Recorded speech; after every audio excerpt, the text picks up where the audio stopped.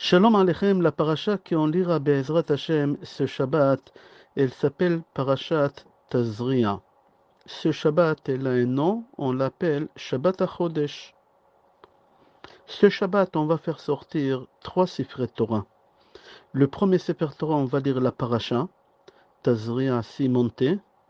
La 7e montée, ça va être Rosh Chodesh. Alors on va lire la paracha de Rosh Chodesh. Et troisième Sefer Torah, le Maftir, il va lire dans Sefer Shemot Parashat Bo. C'est la 4e lecture parmi les 4 lectures qu'on a lues pendant le mois de Hadar. On a lu Parashat Shkalim, Parashat Zachor, Parashat Para, et ce Shabbat on va lire Parashat HaChodesh. On fera sortir 3 Sefer Torah. Ce Shabbat il s'appelle Parashat Rosh Chodesh et Parashat HaChodesh. Et j'aurais voulu parler un peu de la paracha, et après, Be'ezrat Hashem, aller parler des Pesach. La plus grande partie de notre paracha, on traite des lépreux, celui qui a eu la lèpre dans le corps ou celui qui a eu la lèpre sur les murs de sa maison. Mais au début de la paracha, il y a 8 psukim que la paracha elle parle d'une femme qui accouche. Dans la paracha, il y a 67 psukim. Parmi les 67 psukim, il y a 8 psukim qui en parlent d'une femme qui accouche. C'est marqué comme ça. Si une femme elle accouche Zachar, marque Zachar, Zain, Chaf, Resh, entoure la lettre Zain. Après 7 jours, elle va se tromper et elle est pure. Le pasuk il dit Vim Yalda Nekeva, marque Nekeva, Nun, Kuf, Bet, Hei, entoure le Nun. Alors, après 14 jours, elle se trompe au mikvé, elle est pure. Pourquoi je demandais d'entourer le Zain? Zain, c'est la 7e lettre de l'alphabet. Et c'est pour ça qu'elle va se tromper 7 jours. Et Nekeva, je te demandais d'entourer la lettre Nun, parce que la lettre Nun, c'est la 14e lettre de Aleph Bet.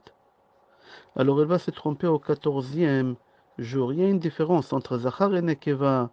Et après le pasuk il dit Shloshim veshalosh yamim, Shishim veshesh yamim. On ne va pas rentrer dans ça, on va avancer. De quoi j'aimerais parler? La suite de pasuk c'est marqué. Après qu'elle s'est purifiée, cette femme, pour une fille ou pour un garçon, elle doit ramener comme sacrifice un mouton.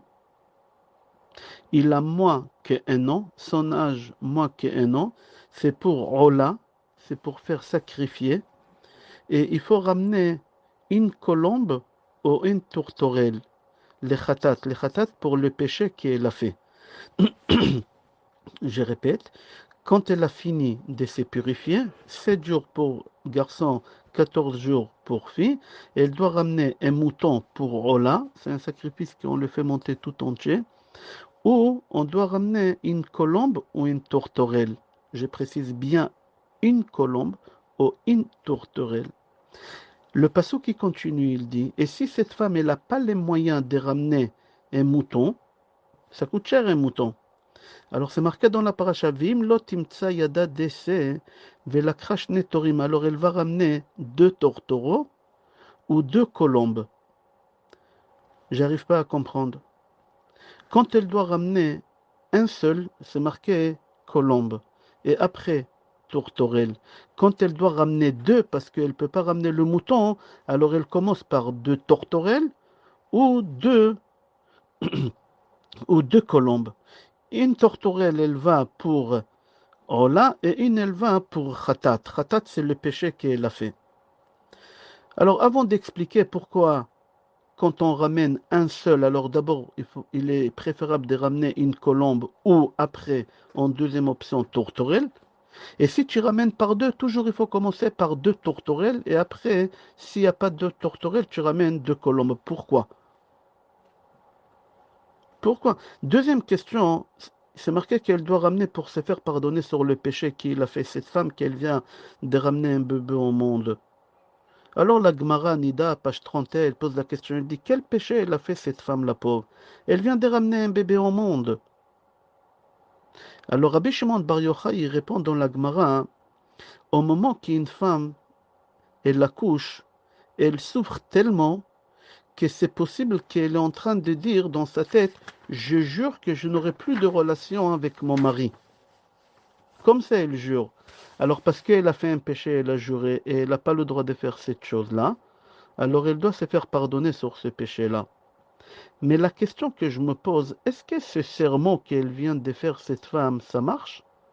Si moi, demain, chas shalom, j'ai dit, je jure que je ne mets plus les tefilines, ça marche pas. J'ai même pas besoin de faire annuler mon vœu parce que c'est pas un vœu. Une femme, est-ce qu'elle peut jurer qu'elle aura plus de relation avec son mari? Non. Elle est engagée. Il y a un contrat de mariage. Elle l'a signé là-bas. Alors ça marche pas. C'est-à-dire son serment ne marche pas. Alors pourquoi elle doit ramener un sacrifice d'après Rabbi Shimon Bar Yochai parce qu'elle a fait un serment qu'elle aura plus besoin d'avoir des relations avec son mari? Ah, peut-être tu dis, la femme, elle n'a pas l'obligation de ramener des enfants au monde, alors c'est possible que ça marche. Un homme a l'obligation d'avoir des enfants. Une femme, elle n'a pas l'obligation d'avoir des enfants.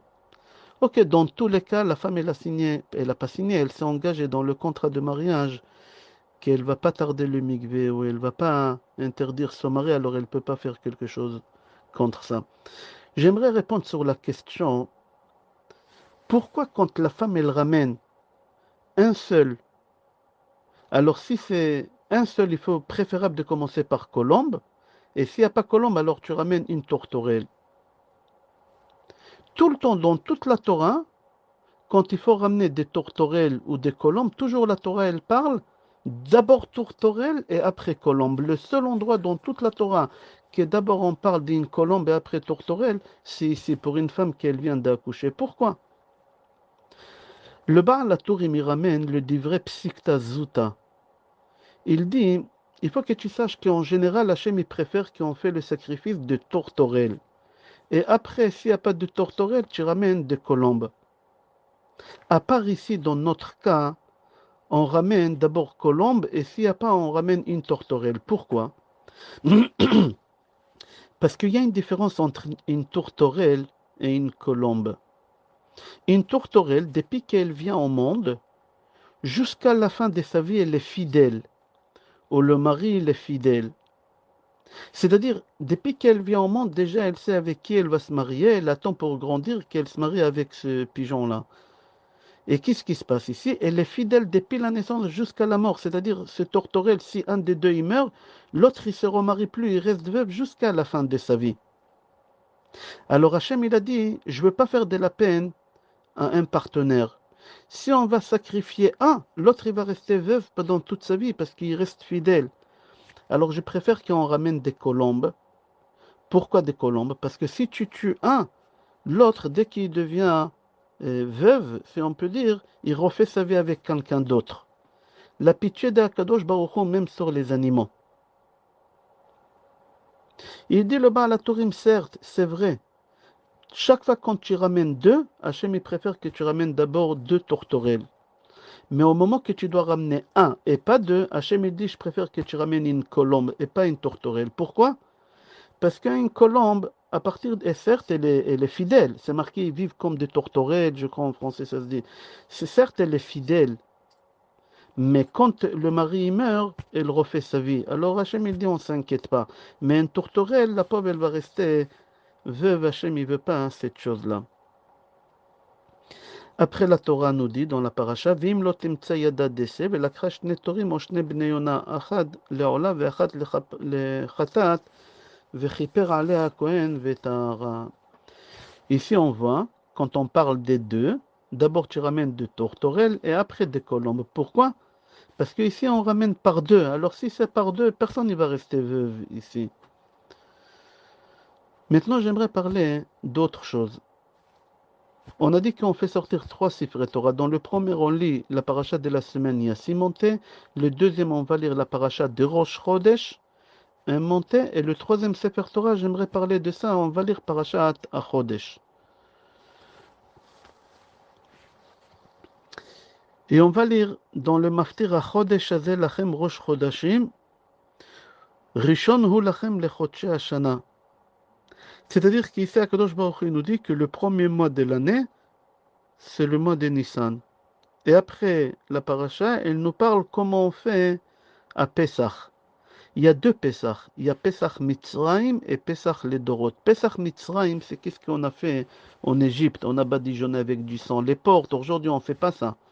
Après, la Torah, elle nous parle qu'est-ce que tu fais dans les autres Pessah, dans notre Pessah à nous. Qu'est-ce qu'on a fait en Égypte, on ne fait pas aujourd'hui. D'accord? Bedrat Hashem, on prie à Kadosh Baruch Hu que c'est Pessah, on le fera à Yerushalayim, au Beth Amikdash, et on ramènera l'agneau pascal. On ne va pas prendre du sang et on va les mettre sur les linteaux et sur les poteaux. Donc, Gemara Megillah, page Chaftet, c'est rapporté là-bas que les 4 Shabbatot qu'on a pendant le mois de Hadar, Shkalim, Zachor, Para et ce Shabbat-là à Chodesh, la Gemara là-bas, elle pose la question, elle dit pourquoi on appelle ce Shabbat Shabbat à Chodesh? Rashi répond, pour la simple raison qu'il y a Pesach. On va lire tous les halachot de Pesach dans Parashat Bo. On va parler des sacrifices de l'agneau pascal, on va parler de l'interdiction de posséder le Hametz ou de consommer le Hametz. Toutes les lois de Pesach, on va lire dans Parashat Bo. Alors le commentateur pose la question, il dit alors pourquoi cette parashat, tu l'appelles Parashat Chodesh, la parasha du mois? Il faut l'appeler plutôt la parasha des Pesach, parce qu'on va traiter tous les sujets des Pesach. Alors il y en a qui répondent et disent que le sujet central, en réalité, c'est Chodesh, le mois de Nissan. Pas parce qu'il y a les lois du mois de Nissan. Pour te dire que le mois de Nissan, c'est le premier mois de tous les mois de l'année. C'est le papa des 12 mois de l'année. Et comment on appelle le printemps en hébreu? Marc. Comment on appelle le printemps? Aviv. Aleph Bet, Yud Bet. Si tu coupes le mot en deux, Aleph Bet, Yud Bet, Aviv, printemps, ça veut dire quoi? Av, les Yud Bet, Chodashim, Av, papa, des 12 mois. Alors chacun il se pose la question, il dit, je ne comprends pas, c'est quoi cette grande nouvelle qui vient nous annoncer que le mois de Nissan, c'est le papa de tous les mois, et c'est pour ça on fait sortir un troisième Sefer Torah, et on va lire là-bas la lecture de Chodesh. La Gemara, elle dit, même dans la Megillah, on parle de ça. Dans la Megillah, on dit que le mois de Nissan, il est tellement important, à tel point que c'est lui qui l'a écrit la Haggadah, pardon, pas la Megillah, la Haggadah, c'est lui qui l'a écrit la Haggadah, c'est marqué, je l'ai à l'intérieur dans la Haggadah. Il dit comme ça, Yachol mi Rosh Chodesh, est-ce que c'est possible qu'on lit la Haggadah depuis le Rosh Chodesh? Talmud Lomar Bayomaou. Non, le jour, il faut le lire. Ah, le jour, peut-être le matin, Yachol mi be'od yom. Lo, ba'avour ze sheyesh lefanecha matzah ou maror. Non, tu peux lire seulement quand tu as devant toi la matzah et le maror. Quand je dis Baal la Haggadah, c'est lui qui l'a écrit la Haggadah, c'est une parenthèse. Qui l'a écrit la Haggadah? C'est Moshe Rabbeinu, et c'est pour ça que tu ne trouves pas le nom de Moshe dans la Haggadah. Tu imagines toute la sortie d'Égypte, c'était Moshe, il n'y a pas son nom. Comme c'est lui qui l'a écrit la Haggadah, il est humble. Il n'a pas écrit son nom. Je referme la parenthèse. Alors c'est lui qui nous a écrit la Haggadah. Hein. Il s'est dit peut-être que c'est tellement important le mois de Nissan, c'est possible qu'il faut commencer à lire la Haggadah depuis Rosh Chodesh. Non. Alors la Gemara, elle répond, elle te dit non. Pourquoi on lit Parashat HaChodesh? Pour te dire que le mois de Nissan, il est très important parmi tous les autres mois hein, de l'année. Regarde Rashi, qu'est-ce qu'il dit dans Parashat Bereshit? Il dit, c'est marqué Bereshit, bara Elohim et Hashamayim ve et haaretz. Rashi, il dit en réalité, la Torah, il ne fallait pas qu'elle commence par Bereshit, bara Elohim et Hashamayim ve et haaretz. La Torah, il fallait commencer depuis la parasha, qui on va lire Parashat HaChodesh. HaChodesh הזה לכם ראש חודשים. Comme ça, il dit Rachid, le Maharal Miprag dit, pourquoi la Torah, on l'appelle Torah? C'est quoi Torah? Ora'a, enseignement. Parce que la Torah, c'est un livre d'enseignement. Et le premier enseignement qu'on a dans la Torah, c'est ici, Parashat HaChodesh. Viens valider le Maharal qui est depuis Sefer Bereshit jusqu'à Parashat Bo, on n'a que 3 mitzvot. Et sur les 3 mitzvot qu'on a, Moshe Rabbeinu, il les a répétés. Il faut que tu saches que tous les mitzvot qui sont marqués dans la Torah avant que Moshe il les a dit, on ne les fait pas. Les mitzvot, on les fait parce que Moshe, il a dit. C'est marqué Torah Tziva Lanu Moshe. C'est Moshe qui nous a ordonné les mitzvot. Nous, on ne fait pas la Brit Mila parce qu'Abraham, il a fait la Brit Mila. Nous, on fait la Brit Mila parce que dans notre paracha, c'est marqué Huba Yom Hashemini Yemol Besara Orlato. C'est Moshe Rabbeinu qui nous a ordonné de faire la Brit Mila. Il y a 3 mitzvot. Il y a Brit Mila, il y a Guide Anaché, le nerf sciatique, et il y a pour vous. Un homme il doit se marier. Tous ces 3 mitzvot-là, ils sont depuis Bereshit jusqu'à Bo. Mais on ne les fait pas parce que Abraham il a fait, parce que Yitzhak il a fait. Non, non, on les fait parce que Moshe Rabbeinu il nous a ordonné de les faire. Alors le Kli Yakar pose la question, il dit pourquoi il fallait commencer la Torah depuis Achodesh Azelachem? Qu'est-ce qui est important dans cette mitzvah de Rosh Chodesh? Alors il répond, le Kli Yakar il dit parce que Hachem il les a ordonnés les 10 Nissan d'acheter chacun l'agneau pascal et de l'attacher au pied du lit pendant 4 jours. Et le 14 Nissan, il faut les égorger. Mon cher Rabbeinu, il était obligé de leur dire quand est-ce Rosh Chodesh pour qu'ils commencent à compter, à savoir quand est-ce le 10. C'était un Shabbat. Ils ont parti Shabbat au Chouk, ils ont acheté chacun un mouton, l'agneau pascal, ils l'ont attaché pendant 4 jours et le 14 Nissan, ils les ont égorgés.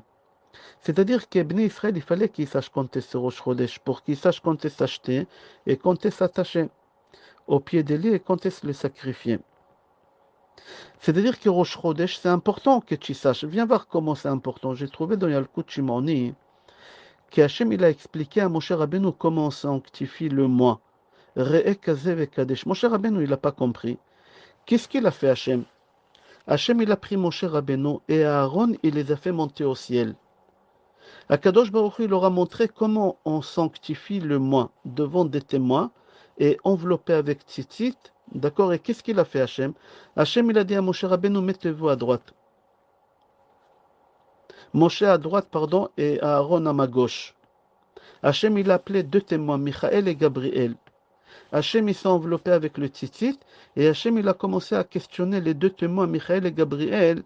Où vous avez vu la lune, la nouvelle lune? Est-ce que devant le soleil ou après le soleil? Est-ce que c'était dans le nord ou dans le sud? Après qu'Hachem il a fini de faire ce sketch-là, de cette scène, Akadosh Baruch Hu, il a dit à Moshe Rabbeinu et à Aaron, voilà, comme ça on fait Kiddush HaChodesh, c'est comme ça qu'on sanctifie le mois. Avec un vieux, c'est-à-dire le rav de la synagogue, c'est lui qui doit sanctifier le mois. Il doit avoir un talit sur lui. C'est comme ça qu'on a fait ce Shabbat-là. Et il faut des témoins, il faut 2 personnes à sa droite et à sa gauche. Et il faut qu'eux aussi, ils auront le talit sur eux. Je comprends pas. Si Akadosh Baruch Hu il veut expliquer à Moshe Rabbeinu comment on fait Rosh Chodesh, comment on sanctifie le mois, pourquoi Hachem il fait monter Moshe et Aaron au ciel pour leur montrer? Il y a Michael et Gabriel, témoins. Pourquoi Hachem il fait toute cette scène-là? Tout ça pour nous dire que c'était important pour Hachem qu'on sache quand est-ce Rosh Chodesh. Pour Hachem, c'était tellement important qu'on sache.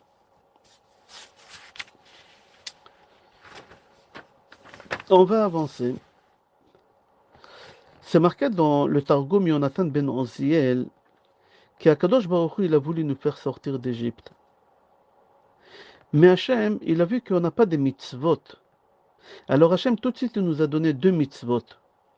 La mitzvah de l'agneau pascal, comme on a expliqué tout à l'heure, le 14e jour. Et au même jour, on a fait aussi la Brit Mila. 2 mitzvot avec du sang. Comme c'est marqué, Vaer midboseset bedamaich, vaomar lach bedamaich chayi, vaomar lach bedamaich chayi. Le Targum Yonatan ben Oziel dit qu'Hachem il a mélangé les 2 sangs. Hachem il a demandé qu'on mélange les 2 sangs, le sang de la Brit Mila et le sang de l'agneau pascal. Et il faut badigeonner les poteaux et l'anneau. La question qui pose le Kliakar, je ne comprends pas. Toi, tu dis que Bnei Israël, ils n'avaient pas de mitzvot. Et c'est pour ça Hachem il leur a donné des mitzvot pour qu'ils puissent sortir. Mais je ne comprends pas. C'est rapporté dans plusieurs endroits qu'Hachem il nous a fait sortir d'Égypte parce qu'on avait 4 mitzvot. C'est marqué Lo shinu et shemam, Lo shinu et leshonam, Lo amru lashon hara, Velo nimtza echad ben parutz ba'erva. Voilà les 4 mitzvot qu'on avait. C'est grâce à ces 4 mitzvot Hachem il nous a fait sortir d'Égypte. J'ai traduit les 4 mitzvot. Ils n'ont pas changé leur prénom. Celui qui s'appelait Yosef, il ne s'est pas fait appeler Jojo. Ils n'ont pas changé leur langue. Ils parlaient quel hébreu? Ils n'ont pas appris une autre langue. Ils n'ont pas dit la Shonara. Et on n'a pas vu quelqu'un qui l'a glissé avec un Goya pendant 210 ans. Alors je ne comprends pas pourquoi hein, le Targum Yonatan ben Ozel dit qu'Hachem il nous a donné. Et aussi c'est comme ça c'est marqué, Rab Matya ben Harash dit qu'Akadosh Baruch Hu, il a vu qu'on était nus des mitzvot, on était sans mitzvot, alors Hachem il nous a donné ces deux mitzvot. Mais pourquoi tu dis ça? Bien sûr qu'on avait des mitzvot, les quatre que je viens de citer. Le Kliakar il dit non, c'est des mitzvot qui sont passifs. Tu fais rien du tout, tu n'as pas changé ton prénom, tu n'as pas appris une autre langue. Les quatre mitzvot qu'on a dit, tu es passif, tu ne parles pas la shonara, tu ne glisses pas avec une goya. Hachem, pour nous faire sortir d'Égypte, il fallait qu'on fasse des mitzvot, qu'on est actif. Alors Hachem, il nous a donné deux mitzvot qu'on est actif. Le sacrifice de l'agneau pascal, ça nous a fait rentrer une peur dans tout le corps que les Égyptiens vont se venger de nous. Et la Brit Mila, ça affaiblit tout le corps. Indirectement, les deux mitzvot, c'est avec tout le corps. Et c'est ça qu'est-ce que Hachem, il a voulu. Le Maharal, il pose la question, il dit, je ne comprends pas, si Hachem il cherche à nous donner des mitzvot, Hachem pouvait nous donner d'autres mitzvot faciles. Comme Hachem s'est rapporté dans Gemara Avodazara, page Gimel, les Goïm, ils ont dit Hachem, Hachem, donne-nous une mitzvah. Hachem, il leur a dit, je vais vous donner une mitzvah facile et qui ne coûte pas d'argent. Quelle mitzvah? Souka. Pourquoi Hachem, il n'a pas donné au Bnei Israël mitzvah Souka? C'est la question de Maharal. Pourquoi Hachem, il a choisi ces deux mitzvot, Brit Mila et l'agneau pascal? Achida Kadosh dit, pour la simple raison que c'est avec tout le corps on fait ces deux mitzvot-là. Avec tout le corps. Shlomo Amelech dans Shir Hashirim, dans chapitre 2, il ramène quelques psukim sur la sortie d'Égypte. Comment c'était beau. Comment c'était magnifique la sortie d'Égypte. Ana Dodi. Dodi c'est Akadosh Baruch Hu. Ve'amar li, il m'a dit à moi, Moshe Rabbeinu, Kumilach Ra'ayati, mon bien-aimé, lève-toi. Yafati, ma beauté, ma princesse, lech-lach, sortez d'Égypte. Sortez d'Égypte. Ki inea setav avar. L'hiver il a passé, il n'y a plus de pluie. A Geshem Chalaf alachlo. Il n'y a plus de pluie, sortez, il fait plus froid. C'est le printemps. Anitzanim nirou ba'aretz. Il y a des bourgeons, ça sent bon. Azamir igia, on entend le chant des oiseaux. Vekol ator nishma be'artzeno. C'est-à-dire qu'Hachem dit à Moshe Rabbeinu, sortez, maintenant c'est le moment de sortir d'Égypte. Comme ça dit Shlomo Amelech. Et Azamir igia, les oiseaux ils chantent. Il y a des bonnes odeurs, il y a des bourgeons qui sortent. Ateena chantafagea ve'agefanim natnu reach. Kumilach ra'ayati yafati ulchilach. Akadosh Baruch Hu, Shlomo Amelech nous dit qu'Akadosh Baruch Hu, il a aidé Moshe Rabbeinu, viens voir comment il fait beau. C'est le moment de sortir, il fait ni froid, ni trop chaud. Sortez maintenant, il y a les oiseaux qui chantent, il y a des bonnes odeurs. Shlomo Amelech, il essaie de nous faire rappeler, quand on est sorti, comment c'était beau. Je me pose la question et je me dis, prends un juif qui a fait la Shoah. Quand il est sorti de la Shoah, dis-moi, quand la guerre elle a fini après 5 ans de galères, de souffrances, ils les ont brûlés dans les fours. Est-ce que tu te rappelles le jour que tu es sorti, comment c'était la météo?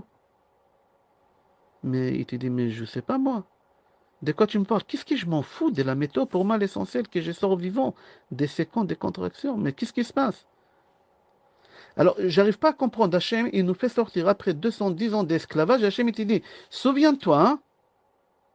Souviens-toi. Quand tu sors, il y a les oiseaux qui chantent, il y a les bourgeons. Prends quelqu'un qui était 1 an à l'hôpital, Hachem, c'est le nom. 1 an à l'hôpital avec des machines. Quand il est sorti sur ses deux jambes, est-ce que la météo, ça l'intéresse à savoir combien il fait dehors, combien il fait... Il s'en fout, lui, l'essentiel pour lui qu'il est sorti.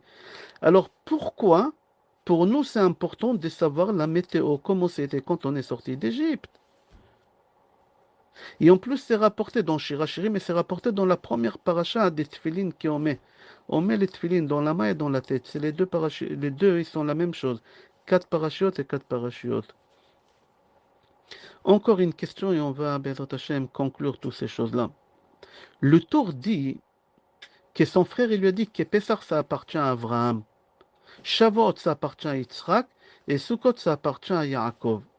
Pessah, ça appartient à Abraham, parce qu'Abraham, il dit à sa femme comment on fait les gâteaux. Je comprends pas, Abraham, il est marié avec elle 74 ans. Si tu calcules 74 ans de mariage, Sarah, elle ne sait pas faire un gâteau, qui doit lui dire, Loshi, Mari, va au God, vite, vite, pétri, pétri. Mais pourquoi elle ne sait pas 74 ans de mariage. Non, parce que c'était Pessah. Il fallait faire vite, vite. Alors Pessah, ça appartient à qui? Ça appartient à Abraham Avinu. Shavuot, ça appartient à qui? À Yitzhak. Parce que Hachem, il a sonné avec le corne des béliers de Yitzhak. Sukkot, c'est Yaakov, parce que c'est marqué dans Sefer Bereshit, chapitre 33, pasuk 17, Yaakov nasa Sukkota, vaïven lo bait, ou limikneo asa Sukkot. Alken kara Shema Makom Sukkot.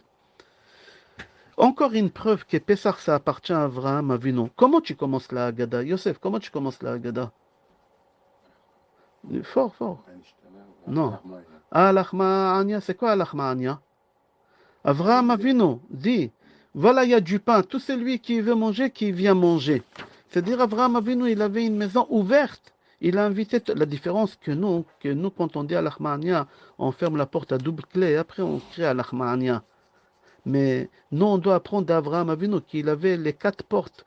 Ils étaient ouvertes et il disait Al-Ahma'ania. C'est-à-dire qu'on commence la Haggadah avec le caractère d'Avraham Avinu qu'il avait la porte ouverte. Certes, non, la porte elle est fermée chez nous, à double tour, mais Avraham Avinu, c'est-à-dire que Pessah, ça appartient à Avraham. On commence la Megillah, la Haggadah avec le caractère d'Avraham qui recevait, qui donnait du pain.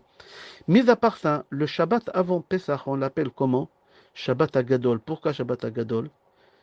Au nom d'Avraham Avinu, parce que c'est marqué dans le prophète Yoshaïa, dans chapitre 14, pasuk 15, à Adam Agadol Ba'anakim,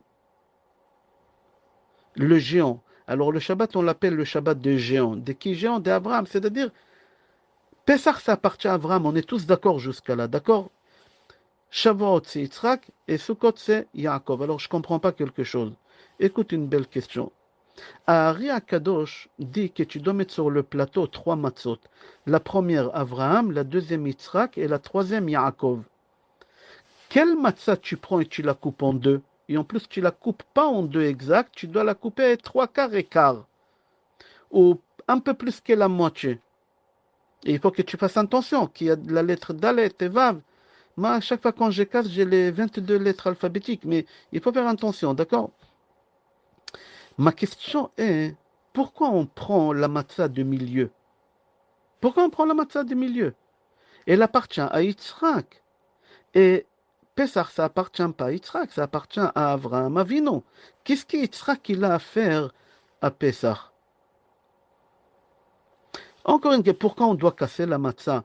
J'ouvre une parenthèse, pourquoi on casse la matzah d'après qu'est-ce qu'on expliquait, je me rappelle à l'école quand j'étais petit, parce qu'on dit halach ma'ania, le pain misérable. Je me rappelle quand j'étais petit en Israël, on vendait 2 sortes de matzot, des matzot entiers, et on les payait cher, et des matzot cassés. On pouvait aller à l'épicerie, on achetait des matzot cassés, c'était moins cher. Ceux qui n'avaient pas la possibilité d'acheter des matzot entières, ils achetaient les moins chères, celles qui étaient cassées. Alors ça s'appelle le pain des pauvres. Alors on le coupe pour dire, voilà, les pauvres, ils achetaient ces matzot-là. Je referme. Comme ça, c'est marqué dans Shulchan Aruch aussi, Lechem Oni, c'est quoi Oni, She'onim alav arbe dvarim, parce qu'on va répondre sur les 4 questions. C'est pour ça qu'on l'appelle Lechem Oni. Je répète la question, pourquoi on prend la matzah d'Yitzhak et pas d'Avraham Avinu? On répond, on dit, parce que quand Hachem il a dit à Avraham Avinu et à Yaakov que Bnei Israël ils ont fait des fautes, ils nous ont pas défendus. C'est lui qui nous a défendus, qu'il a pris la moitié des péchés des Bnei Israël sur lui, c'est Yitzhak. C'est pour ça qu'on coupe la matzah d'Yitzhak en deux. Yitzhak il a dit à Kadosh Baruch Hu, palga alay ve palga alecha. La moitié toi, la moitié moi des péchés des Bnei Israël. Quand le Mashiach aussi il va venir, Yitzhak il va prendre la moitié de nos péchés. Alors c'est pour ça, hein, on rappelle à Yitzhak Avinu, on prend la matzah et on coupe en deux. Pour rappeler Yitzhak Avinu, on coupe en deux.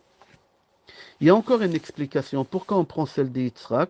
Et j'aimais beaucoup cette explication. On va arrêter ici le cours. Pourquoi on prend celle de Yitzhak? La valeur numérique de Yitzhak, Yud Tzadik Ret Kuf 208. C'est rapporté dans Baal HaTurim, dans Parashat Va'era, que Va'era c'est la valeur numérique 208. C'est-à-dire que toute la sortie d'Égypte, c'était grâce à Yitzhak. Grâce à Yitzhak. Comment c'est grâce à Yitzhak? J'ai trouvé dans le Tosfot Arosh et aussi dans Da'at Kenim Baalei Tosfot quelque chose que j'aimais beaucoup. Il faut un stylo. Qu'au moment que nos patriarches, Abraham, Yitzhak et Yaakov, ils ont demandé à Hachem de la pitié sur nous, ils ont vu qu'on souffre énormément en Égypte. Hachem, il leur a dit, il n'y a pas de problème. Donnez-moi une lettre de votre prénom et le nombre, la valeur numérique de la lettre que vous allez me donner, je déduis l'esclavage. Abraham, il a dit à Hachem, Hachem, je ne peux rien te donner. Si tu veux récupérer la lettre Hey que tu m'as donnée 5 ans, je te la donne. Je m'appelais Avram, tu m'appelais Abraham. Si tu veux, prends, enlève 5 ans, au moins ça, gagné. Yaakov, il a dit à Hachem, Hachem, moi je te donne tout mon prénom. Yaakov, la valeur numérique de Yaakov, je te donne. Parce que moi j'ai un deuxième prénom, Israël, j'ai pas besoin. Yitzhak, c'était le plus intéressant de tout, sa proposition, et Hachem, il a accepté la proposition d'Yitzhak, et c'est pour ça qu'on prend la matzah d'Yitzhak. Écoute bien, Yitzhak, quand Avram il lui a fait la Brit Mila, il lui a donné, il l'a nommé, comment Yitzhak il s'appelait en vrai? Yitzhak il s'appelait pas Yitzhak, Yud Tzadik Ret Kuf, non. Dans Tehillim 105, dans Pasuk 9, c'est marqué là-bas comment Yitzhak il s'appelait au moment qu'Avram il lui a fait la Brit Mila. C'est marqué, Asher karat et Avram, ou shvuato le Yitzhak, Yud, Sin, Shin, Chet, Kuf. Yitzhak, il a dit à Hachem, Hachem, je te donne la lettre Shin, 300. Donne-moi une autre lettre, Tzadik. Alors si tu prends le 300 et tu enlèves le Tzadik, 90, ça fait combien? 210 ans. Yitzhak, il a dit à Hachem, libère-les après 210 ans d'esclavage, au lieu de 400 ans. C'est-à-dire qu'on est sorti plutôt de l'esclavage, on devait être 400 ans, on est sorti 210 ans. Grâce à qui? Grâce à Yitzhak. Parce qu'il a donné la lettre Shin et il a pris Tzadik, 90. Alors en réalité, ce n'est pas exact, 50-50. C'était 400. Si on aurait fait sortir 200 ans après, alors on aurait coupé la matzah 50-50. Mais comme on est resté 210 ans, c'est pour ça que tu coupes la matzah pas à taille exacte. Un peu plus grand que l'autre. Et le grand, tu gardes pour la ficomane. Et le petit, tu gardes et tu fais halachmania diachla. Alors maintenant, on comprend pourquoi on a pris la matzah d'Yitzhak. On va s'arrêter là. Je te fais bracha ve'atzlacha, besorot tovot et kol tov.